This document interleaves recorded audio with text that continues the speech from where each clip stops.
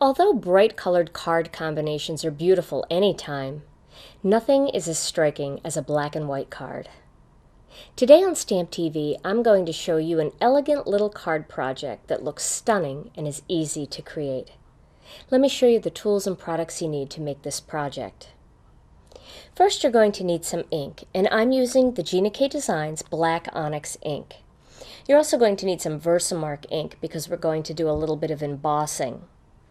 Along with that, you're going to need an anti-static pad to remove static from the surface of your card and also any oils that you may transfer from your fingers to your piece of card stock. This way, the embossing powder will only stick where you want it.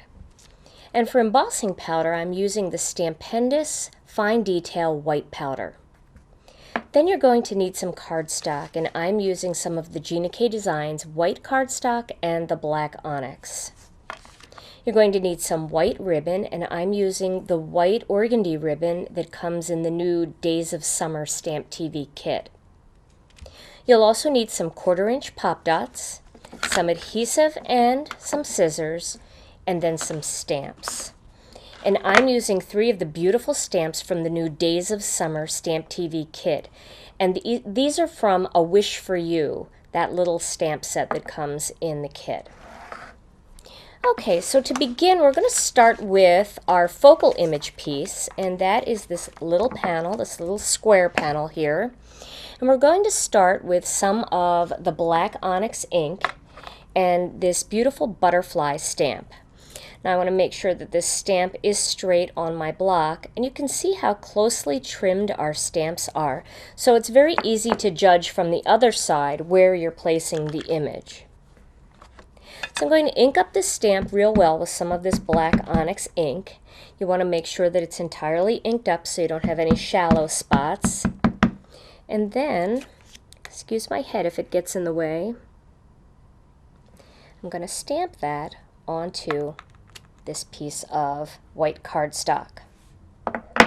Then I'm going to add this little greeting, and this greeting says, "A wish for you." So I'm going to ink that up and stamp that right underneath the butterfly. So that's going to be my focal image for this little square card that I'm going to be making today. And this little piece is going to mount on top of this piece of black onyx. But we'll just give that a second to dry, and we'll move on to our next image. Now this vine image is just beautiful, and it's so useful for so many card projects. I'm going to use it today as a background, although this would be a beautiful focal image all by itself. You could do emboss resist, thumping, all kinds of other techniques with it. But today we're going to use it for a background. So I'm going to begin by using the anti-static pad all over this piece of black cardstock to remove any oils and static from the surface of the cardstock. Then I'm going to grab some of this Versamark ink, and I'm going to ink up this stamp using the Versamark. And I'm going to start up here on the corner like this. So I'll be a little bit off of the piece of cardstock, but that's what I want to do. I want to make it look like real patterned paper, so I don't want all my images inside the borders. Now I'm going to flip it the other way and stamp one here. And although probably on screen it's difficult to see, you might be able to see a little bit of the shading in there, but when you're doing this in real life, you'll be able to see the watermark left behind from the Versamark pad. I'm going to add a little piece up here. And I'm going to keep working my way around this piece of cardstock until it's all filled in with vines. And it is a little bit more difficult to see, but if you have a light directly on it, you'll be able to see it with no problem at all. And remember, if you miss a spot and you want to go back and add later, you can always go back and add another stamped vine image and then emboss it separately. It will not hurt what's already on your piece of cardstock. So let's add a little piece there, and one there, and that looks pretty Pretty good. So now I'm going to put that Versamark away, and I'm going to grab some of my fine detail white powder, and I'm going to use an index card. I have a little index card here, and that's going to catch the excess powder. And that will make it easy for me to get it back in the jar. You can see I put a crease in it. So I'm going to sprinkle this powder all over this image, and you can see now it's starting to look like a background. Get a little bit over here. Now you don't have to use an index card. You can use a larger piece of cardstock and fold it in half. But you can see now how pretty that is. Now I'm going to blow away the excess. If I wanted to add one more little vine up there, I could just stamp it right now gently and pour a little powder on there. But I think this is going to be fine. It'll give me a little place to hold it. I'm going to slip this powder back into the jar, and any other powder that's here on my desk, I can get that back in there too. And then I have a paper towel here where I can wipe my mat off so I can begin to emboss. Make sure there's no little excess spots of embossing powder where I don't want it. You might have a little bit here and there, but if you have a little brush, you can just take a brush and just brush off any little areas that are bothering you. Now I'm going to emboss this. You'll notice when you're working with white that as it starts to come up, you're going to be able to see it a lot brighter, so you'll know where you've already embossed. Start to see some of that really getting bright white now. And this Stampendous embossing powder is a very good quality.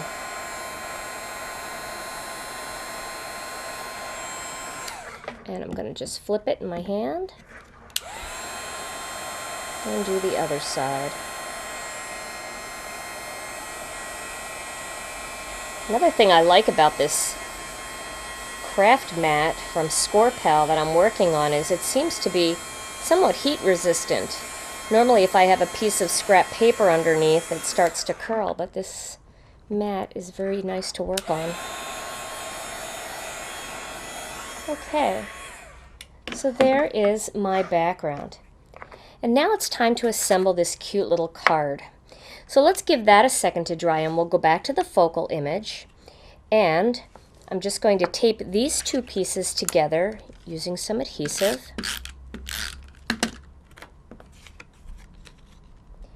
And then I'm going to put this whole panel on another white piece, and that one is cut a little bit bigger.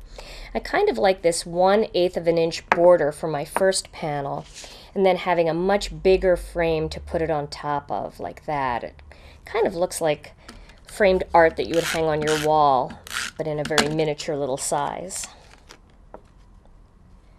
And we'll adhere that together. There we go. So that is ready for my card. Now I'm going to layer these two pieces together. I have a little white 1/8 of an inch background layer.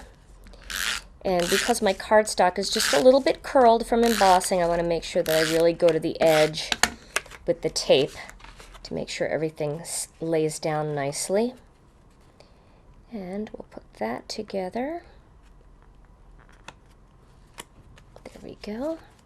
And then I'm going to put a little piece of this organdy ribbon right across the middle. This organdy ribbon is so delicate and elegant for these types of card projects. Okay, so now I have that right in the middle there. And I'm going to turn it over and tape on both ends. Well, I'll probably have to reposition that since I grabbed it with my tape, but let's look at it from this side. Yeah, it's a little low. Okay. And there we go. And then just straighten that out so that it looks nice and straight to you. And you can check your focal image and see if that works, and I like the way that looks. So now this panel is going to go onto my 4 1/4 inch square card. And what's nice about a 4¼ inch square card is there are all kinds of templates that you can make your own envelopes. I have a couple tutorials at Stamp TV for that purpose. But you can also use a regular A2 envelope that you use for your quarter sheet size cards. And there's just a little bit of extra on the edge, so it will fit nicely in one of those. So there is my card base, and now I'm going to apply this on top. Now, if you wanted to, you could apply this right on top of your card, just like that. But I want to give it a little bit more interest, so I'm going to use some of the 1/4 inch pop dots. I'm going to put one on each corner. Move that back just a little. And that will raise it up a little bit, but it still won't make it so bulky that it's difficult to mail or that it will cost any extra to mail it. It's just a tiny little lift, so it gives it some dimension.